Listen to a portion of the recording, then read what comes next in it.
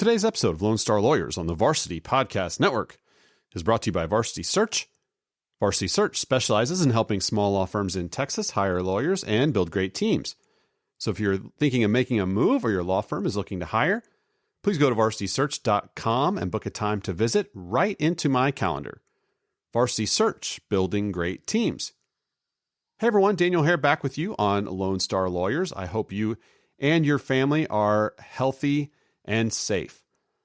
Before we hop into this episode, a quick reminder that we dropped our latest Movie Verdicts episode this past Thursday. Robert Callahan and I did a deep dive into the 1997 Jim Carrey comedy, Liar, Liar. Lots of laughs in this one, plus some substantive law as well. We get into the admissibility of allegedly or potentially illegally recorded audio, as well as community property law. So we get some substance in there along with the laughs. Okay, today's guest is Steve Skarnulis. Steve is a partner at the litigation firm Cain Skarnulis in Austin, and he has counseled, negotiated, litigated, and arbitrated matters in the construction, insurance, reinsurance, and banking and finance industries, among many others.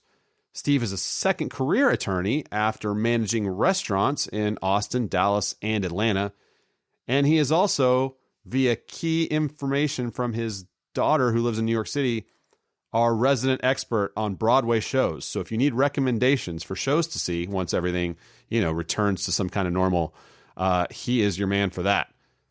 As was the case last week, we recorded this episode prior to the outbreak of COVID-19, but Steve was gracious enough to come back and record a few extra minutes with me just a few days ago to talk about the impact of the virus on their practice, on his firm, and so forth. That segment is at the end, so I hope you'll stick around for this entire episode and catch that segment at the end. All right, with that, let's get to our conversation with Austin litigator Steve Skarnulis on today's Monday Mentors episode of Lone Star Lawyers.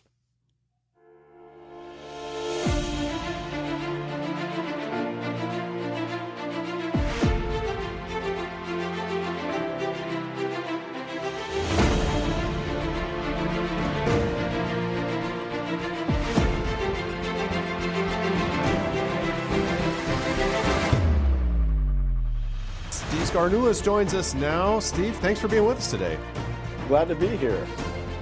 Well, I mentioned earlier before we hopped online that I have given the audience a little bit of your bio and introduction, but hopefully you can go into a little more depth and just tell us a little bit about your practice and your firm and what all you do there. Sure. Our firm, we started 13 years ago, and we're now up to, I believe, 14 lawyers. Wow. So we've grown at a comfortable but organic pace. Yeah. And when we started, it was my partner Charlie Cain and I, just purely business litigation. In fact, our first year, we were able to start it with low risk because we had a case going to trial in October that we knew was never going to settle, and that would pay our salaries for the year. So, well, that's nice to have. Yeah. I had nothing like that when I jumped out on this. So, well, you were the smart one. But we since have expanded. We've added a couple of transactional folks, including our most recent partner addition was a real estate partner, which is great in Austin, as you might imagine. Yeah, no, I feel like every time I'm in Austin visiting with attorneys and at law firms, the topic of rent and leases and location is on top of mind with just about everybody. And it is here. We're having to re-up soon. And of course, guess what? They want more money for it. I can't imagine. That's such a surprise. Well, is there anything new or coming in terms of your practice areas and some of the things that maybe your clients are dealing with that are you're paying particular attention to right now, or concerned about, or excited about, or anything like that? Well, I am. I'll tell you one development in terms of litigation that I'm excited about is we've gone to a much more automated document managed system Yeah.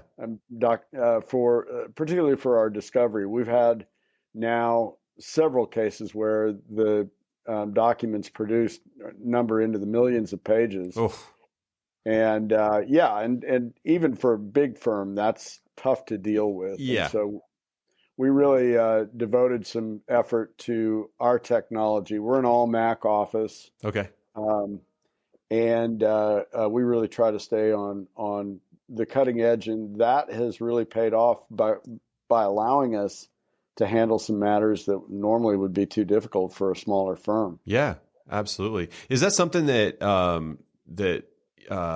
lawyers are? Is there a learning curve to that, or is it something that they're able to just sort of adopt and use because everybody's sort of more technologically adept now? Or how have you found that transition to new systems and new technologies to be? Depends on the lawyer, of course. Right. My partner Charlie, I think, was dictating until about 4 years ago. Well, yeah, that's Yeah, funny. it's difficult, but it's great. Our younger associates here have really adapted to the new technology and are putting it to use immediately and very effectively. I mean, we're developing uh, really good ability to identify all the relevant documents pretty quickly. Yeah. So we recently had to do a production. We were just handed a server from our client with 1.4 terabytes of data My gosh. Yeah. and had to find the relevant documents because the client was no longer in business. It was a Mm, directors and officers case, so we were paid by the carrier. And right. with the new technology, one of our associates was able to break that down, search it, and it took a few weeks, but we had a document production out of that. So Wow. yeah, it's been great. 1.4, that's a sizable uh, trove to dive through. Uh, well, one of the things that's unique about you that I'd like our audience to hear a little about is your first career and the translation to your second career, because you came into the law practice after having a first career in business, in restaurants, in hospitality, and I'm curious about that transition and what maybe you learned from that first career that has applied and helped you in your law practice. Maybe some of these folks listening can think about or adopt or learn from you on that. Oh, sure. Yeah. I was in the restaurant business for probably around 15 years, the latter 10 years or so on my own, Yeah. owning restaurants and here in Austin. And then I had a part of a piece of a restaurant out of Dallas that we expanded to Atlanta. So my wife and I were living in Atlanta, Hmm. and it was going well, but it was still the restaurant business. Sure. And I laugh at lawyer hours. I mean, lawyers think they've got it tough. They don't have any idea. Right. You we have some control over our hours. And yeah, if I'm in trial, it's late nights, early mornings, Right. and, all day long for a week or 2 weeks. But in the restaurant business, that's what you do until the restaurant opens, and then you keep doing it. So Yeah. the Yeah. trial never ends in the restaurant business. So my wife was pregnant with twins, and we were in Atlanta, and she kind of sat me down and said, it's time to make a change because I was unhappy in the Yeah. restaurant business and it just didn't work with a family. And so we had bought a building for one of the restaurants here in Austin, Hmm. and we were able to sell that, which helped pay for law school. Didn't pay completely for Baylor, of course, Well. but it helped. Yeah. Sure. And so I approached law school just like I did the restaurant business, willing to put in the same amount of hours and Right. kind of kept going because I knew I wanted a job in Austin, and that's not easy to do. Right. No, you're right. You're right. So, but all those years in the restaurant business have given me a lot of, well, first of all, the discipline and ability to sort of laugh when the work gets tough. It doesn't bother me that much because I Right. know it's going to end. Yeah. And then probably the biggest thing is I've got a business sense. So when I get in, I'm a business litigator. And Yeah. so when I get into the financials, when I get into, bank account records, that sort of thing, I'm a pretty quick study, Yeah. probably more so than most folks. And so it has that advantage, although there was one disadvantage, and that was going back to college. I think I started right after our twins were born. Mm. By the way, they're sophomores in college now. Right. Um, Yeah.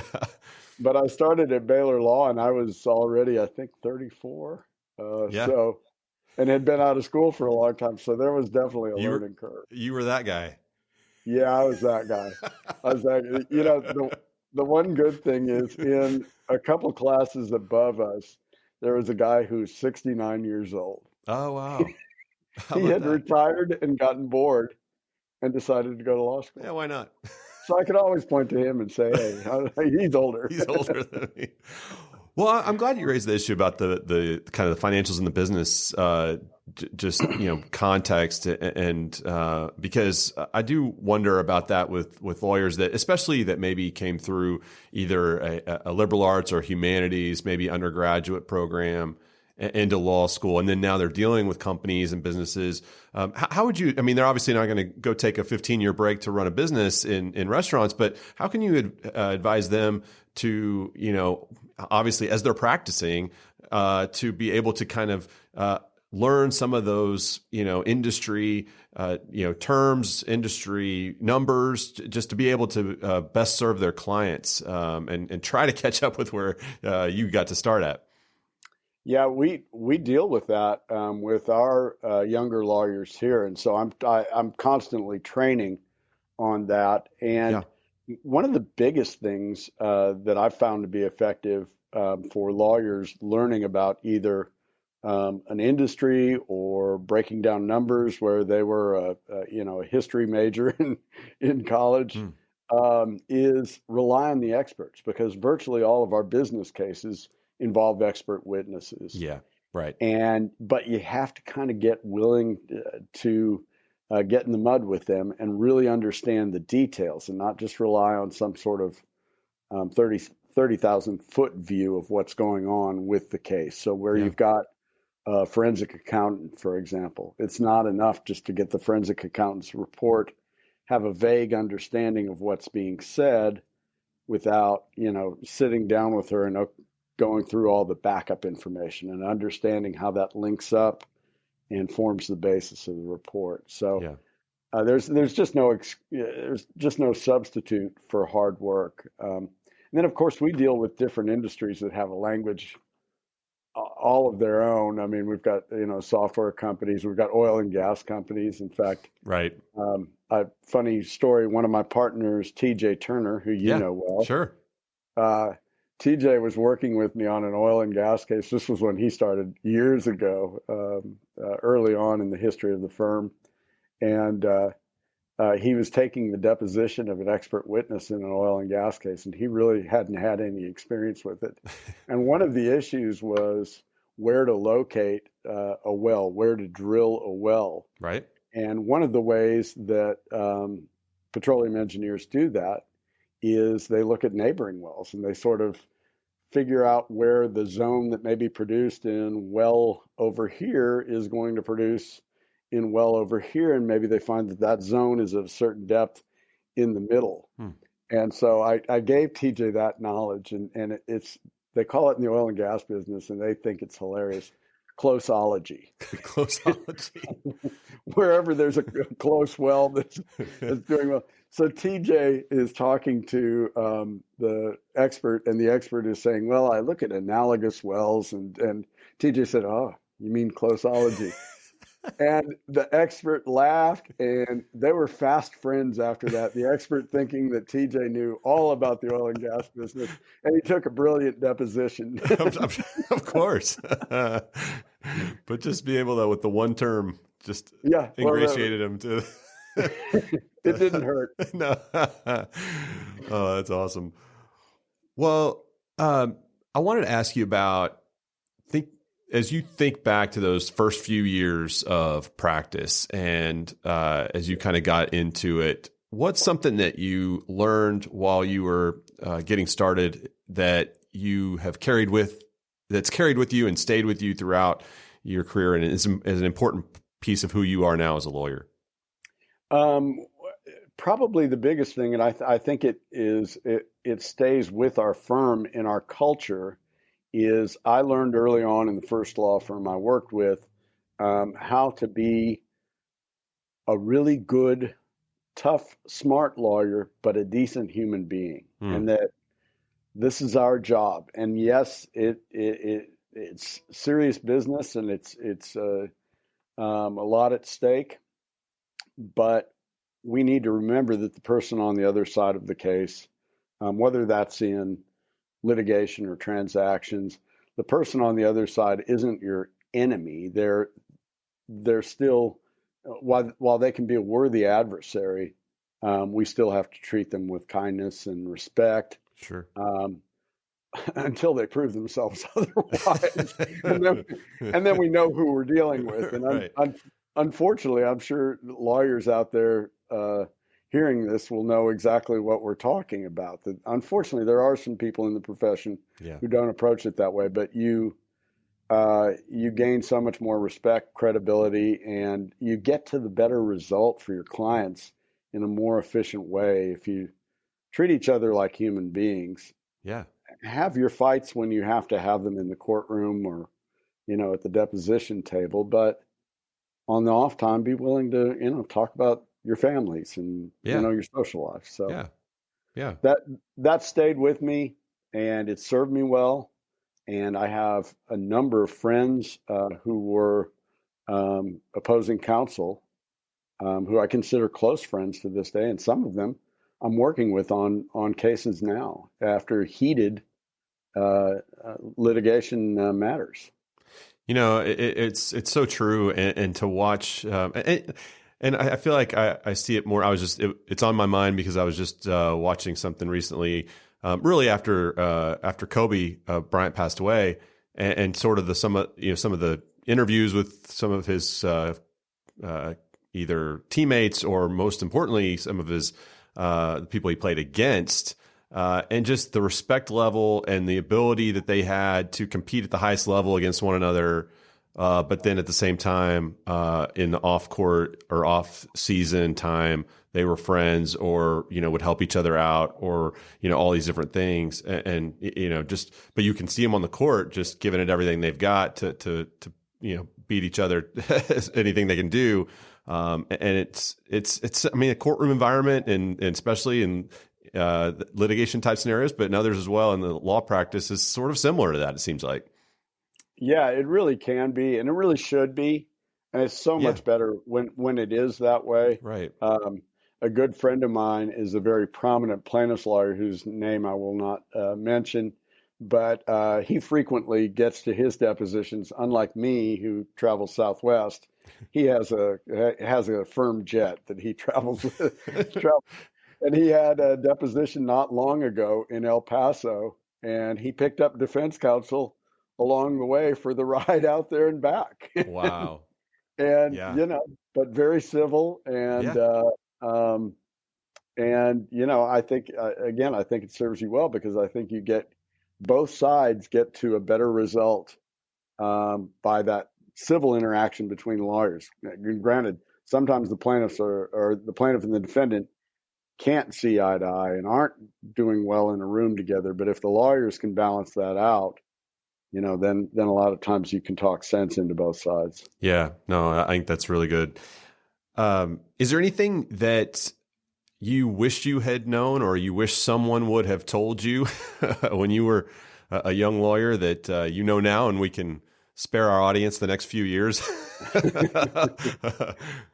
Oh boy, that is a great question. I think the thing that took me a little while to learn was I'd come out of law school like so many of us do, groomed to talk like a lawyer and write like a lawyer. And it took a while for me to realize, wait a minute, there aren't rules on how I communicate. And I can talk like a real ordinary human being and convey myself in a manner that even the judge is going to understand a lot better than getting down into legal terms and confusing the issues that way. Right. And it took me a while to take a deposition, handle a hearing in a way where I could just talk in plain language. And I learned that. We teach it here at the firm. In fact, we have essentially what we call our firm writing style that borrows a lot from, I don't know if you're familiar with the author and lawyer Chad Baruch in Dallas. I'm not, but I'm going to write it down, put it in the show notes. He has some great books. He has some great articles that are relatively short from CLE presentations. And I saw him at a CLE years ago, and he gave such plain language tips, and even the judges who were at the CLE were saying, I would greatly appreciate things like, he said, I don't know why we do a long introduction naming all the parties who are named in the style immediately above for 2 whole sentences, and then we say, and show as follows, : he said, use the first 2 sentences to tell the judge what you want in your motion. Yeah. And he's so right. Just say, here's why I seek it, and here's the relief I want. Yeah. And so we've adopted that here at our firm, and have everybody read at least one of his articles, and then we start to teach that. And I'm glad I finally learned it.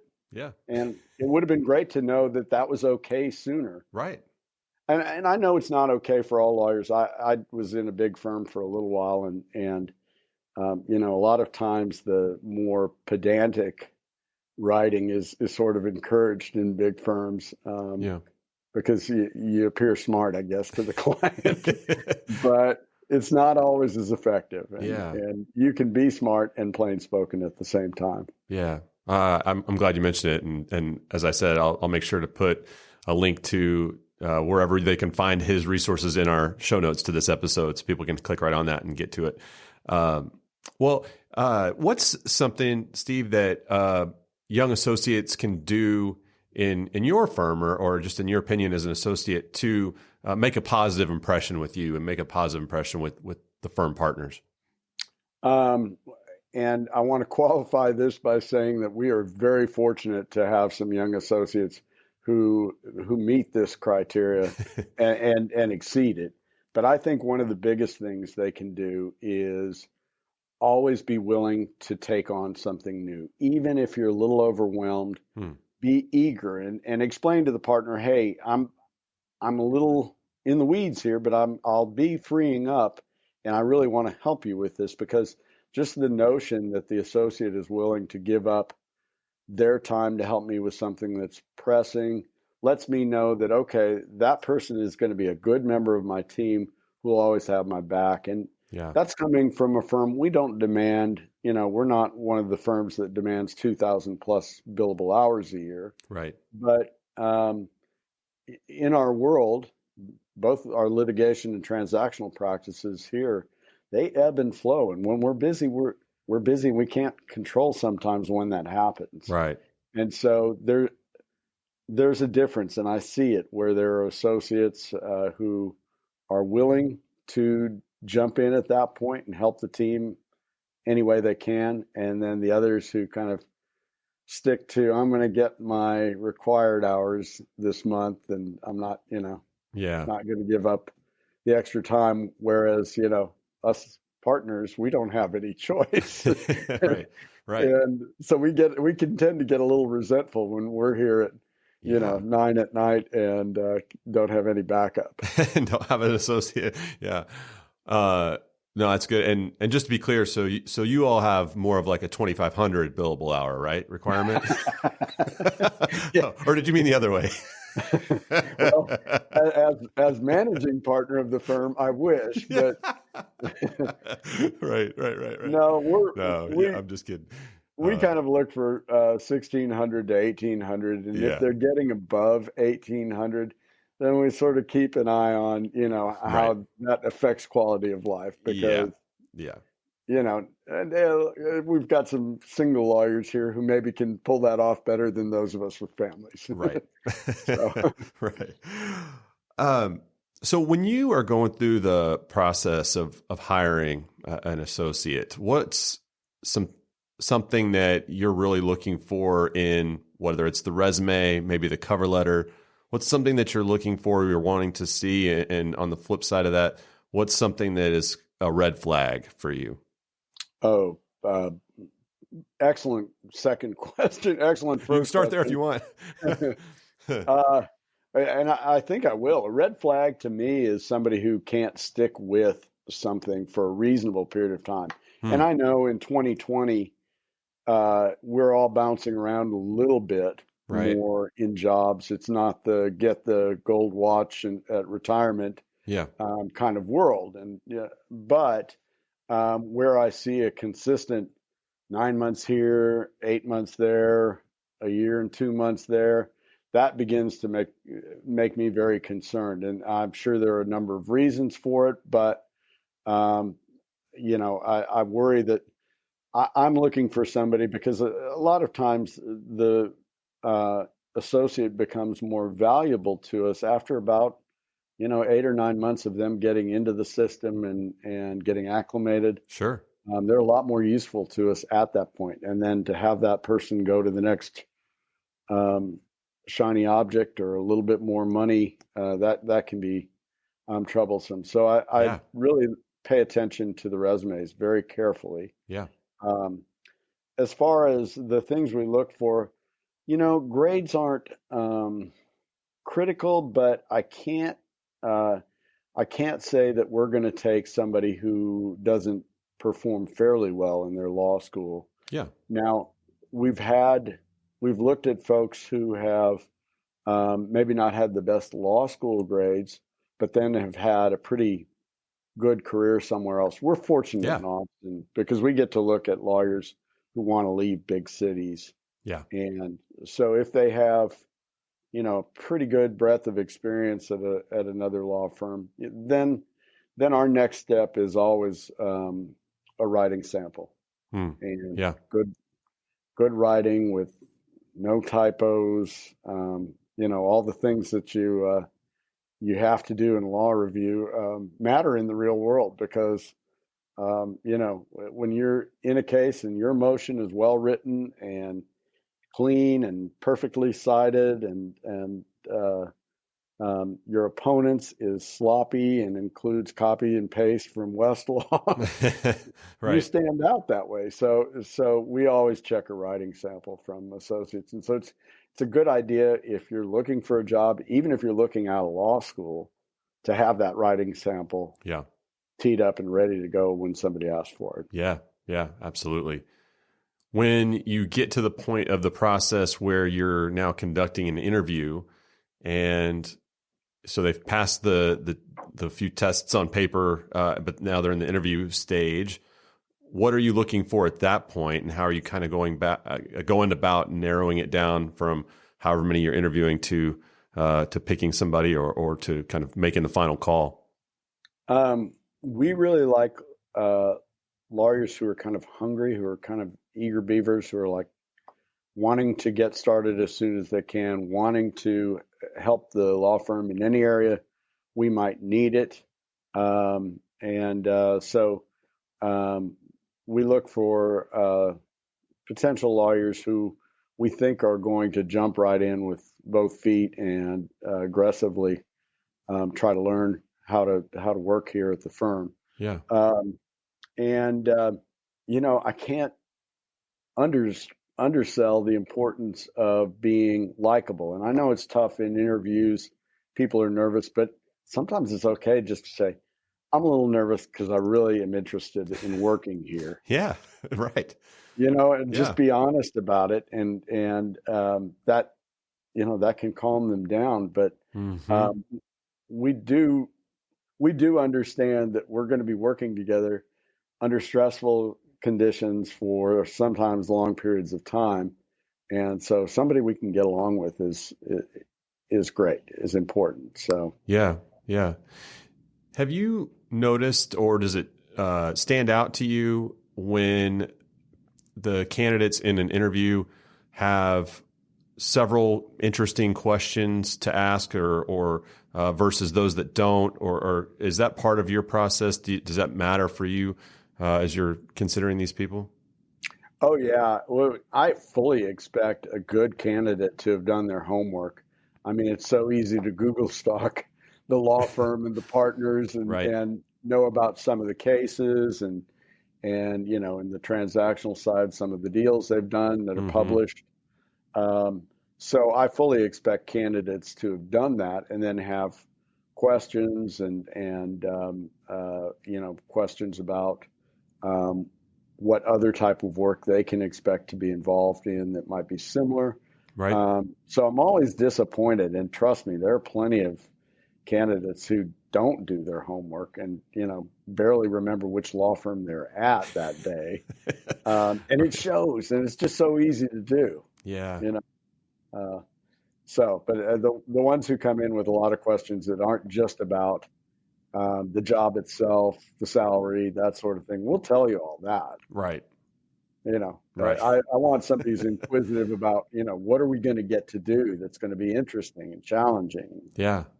Yeah. So, Yeah. No, absolutely. And we talk about that quite a bit, and the fact that when you have the opportunity to ask questions, it really does give you that platform to be able to show how much you prepared and how interested you are in the firm, on top of being able to get some more information about the position, kind of the practical side of asking a question, not as important as just being able to display your interest, right?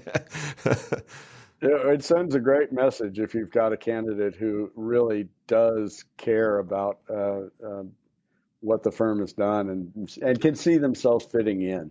Yeah. Yeah. Absolutely. Well, is there anything we ought to know about what's going on in Austin right now? Well, we talked earlier about the real estate and where the rents are and all that fun stuff. Anything happening with just in legal practice in Austin, or anything like that that's around the corner coming up, or what's Sure. new? Well, the boom continues Yep. into 2020, and everywhere we see cranes across our skyline, you can bet there's a lawsuit, at least at least one. Right. And so that kind of continues to be a big source of work for us. We do quite a bit of large construction cases, Right. and so we've continued to get those. Yeah.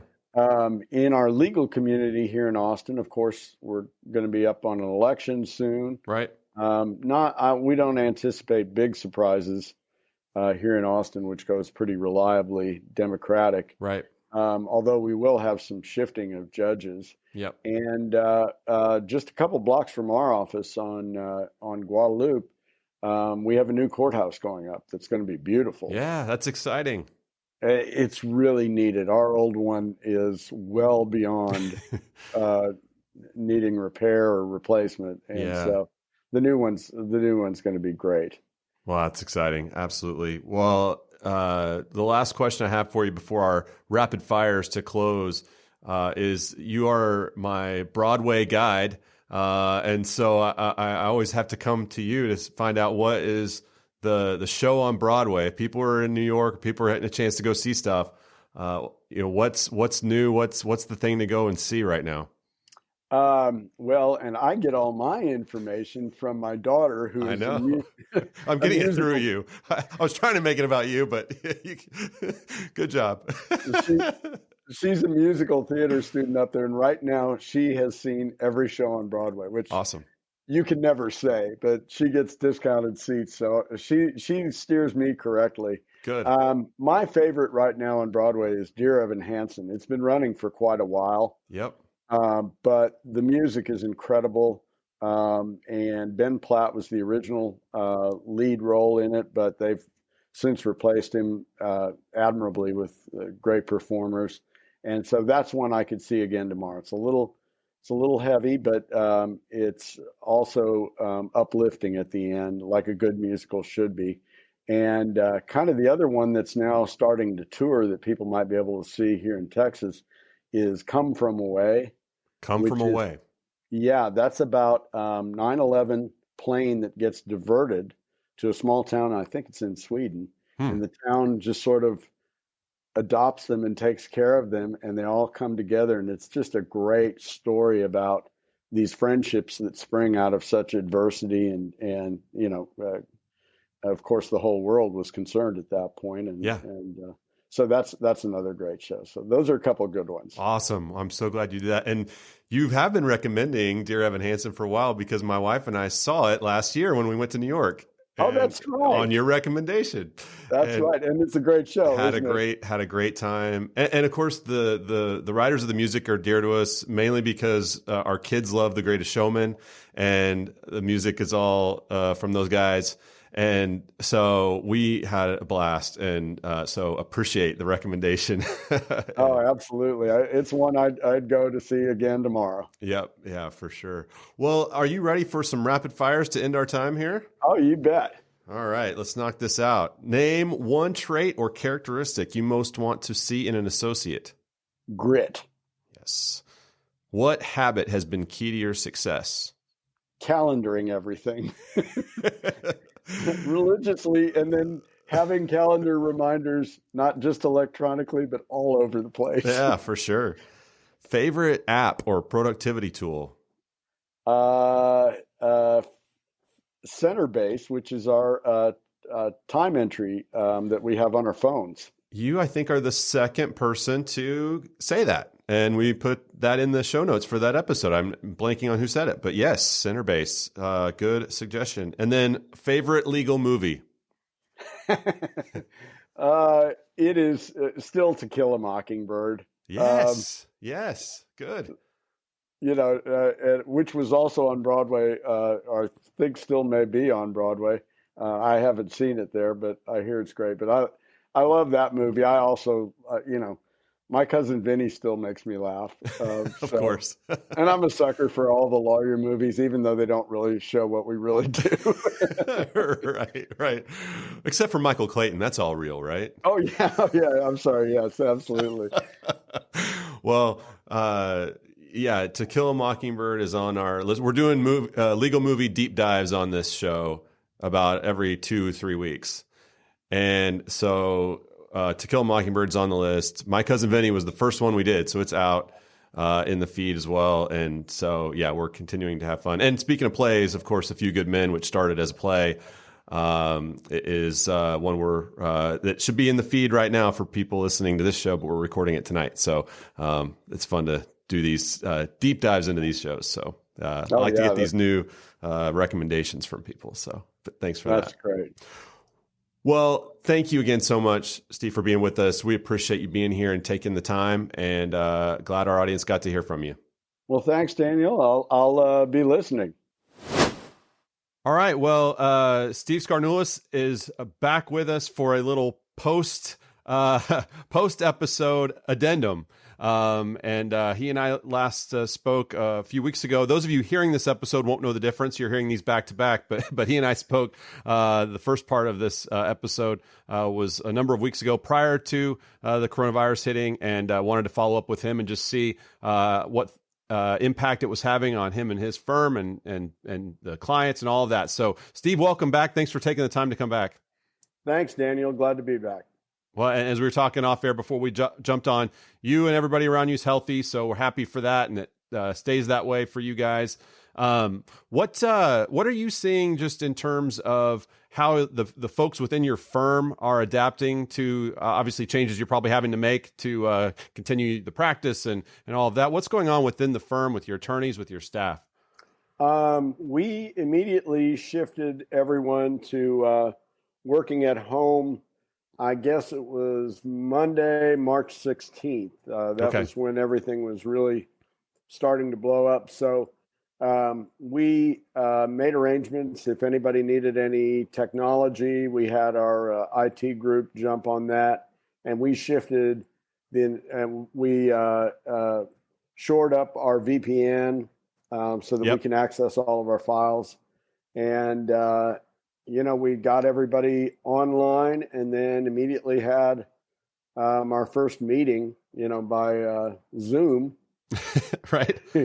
And fortunately, hackers did not know about it then. Yeah. But got everybody together. And at first we were really concerned about how it was going to operate and whether or not we were going to continue to have enough work. Yeah. How we would work. We're primarily a litigation firm, and depositions and hearings went out the window immediately.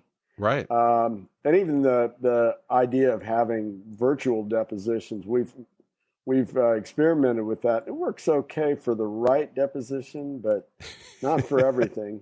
But it's actually turned out fine. Everybody's functioning well. Everybody's got plenty of work to do. Good. March invoices weren't bad. We just, we all, those of us in the legal profession who are able to continue to work need to be really thankful for that. And support those who can't, support local businesses and, donate to the food bank, that sort of thing. And I feel like our whole team is kind of in that mode right now where they're very thankful and they realize, we're going to be able to get through this.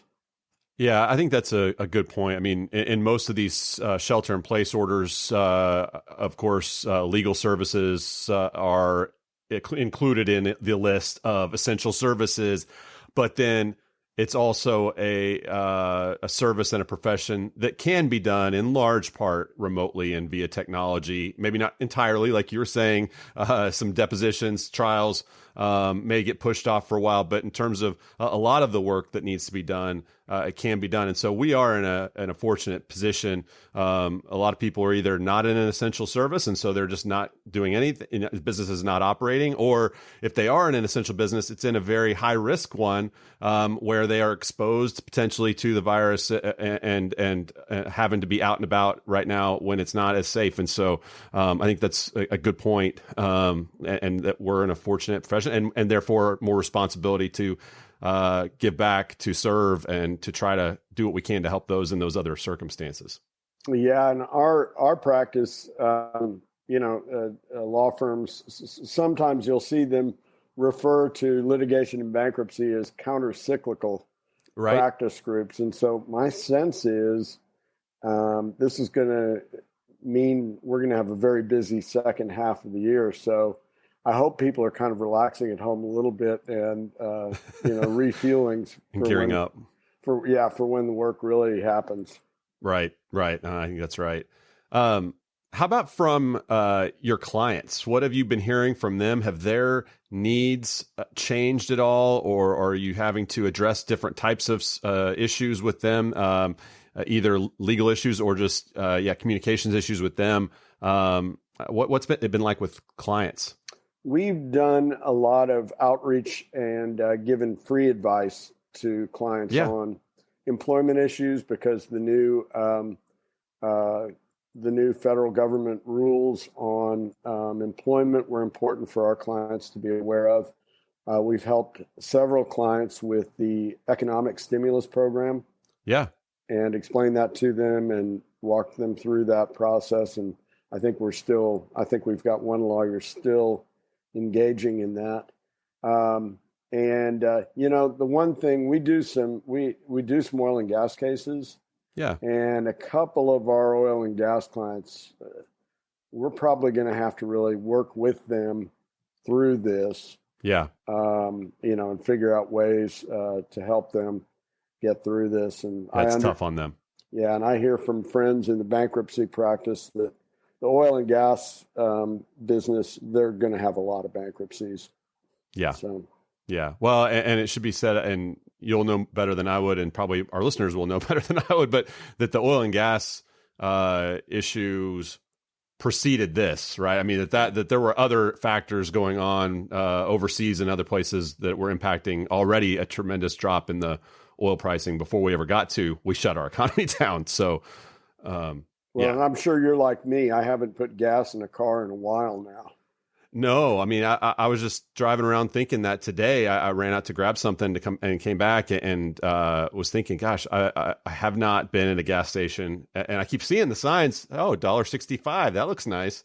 I haven't taken advantage of it. I haven't had to fill it up. You're right. Yeah. What about just within the legal community there in Austin in terms of your opposing counsels, the courts, at the local bar? What have you heard from them? What's going on that's interesting or that people should know about within the Austin legal community? Well, one thing that I've noticed is opposing counsel have been very understanding, and people are kind of working together. Previously, prickly lawyers on the other side of some cases are now all of a sudden pretty understanding, and good. And the courts are doing their best to keep cases moving by taking motions under submission. But you're not seeing judges who are really wanting to make tough calls or rule against somebody at this point. So we're not pushing a lot of our motion practice into the court. And the Austin Bar has been great about communicating with all the bar members via email and giving, like I said, a lot of opportunities for lawyers to give back to others because, I saw an estimate today that there are like 250,000 people out of work in Austin. So, man, wow.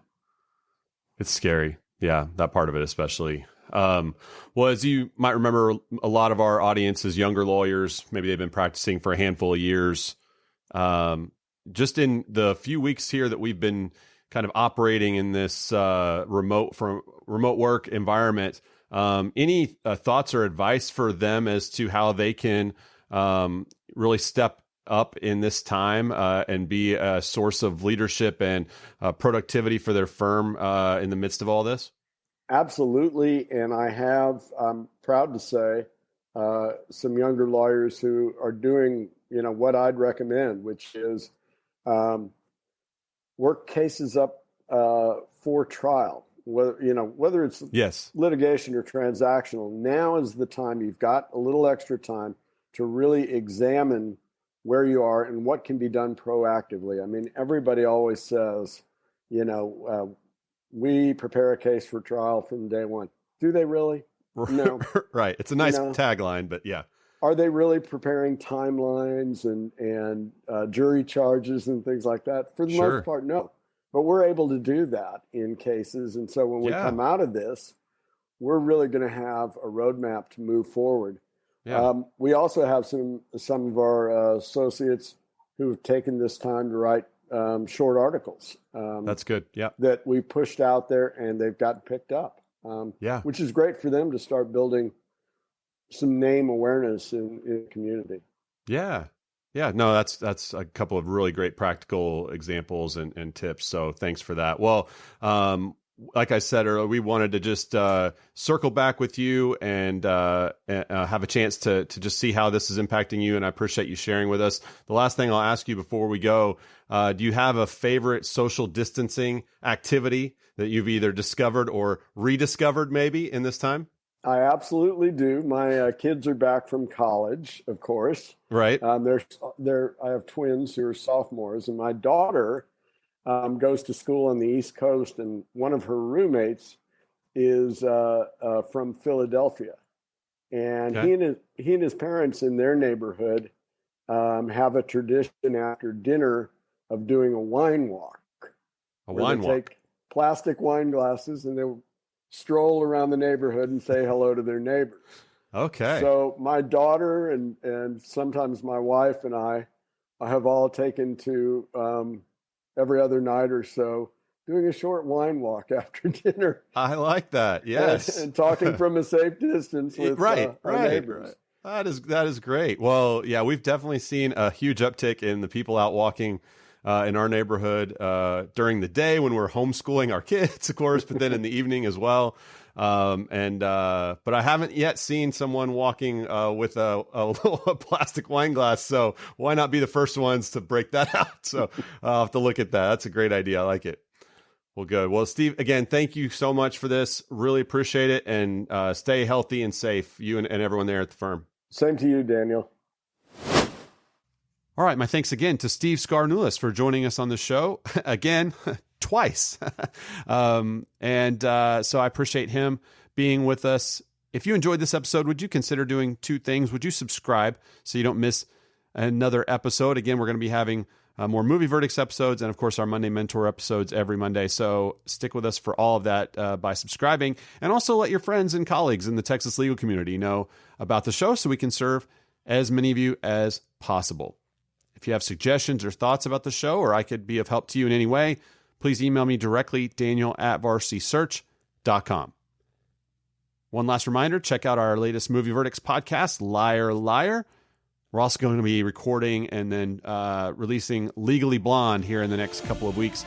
And my wife is going to join us for that, so I'm excited especially for that one.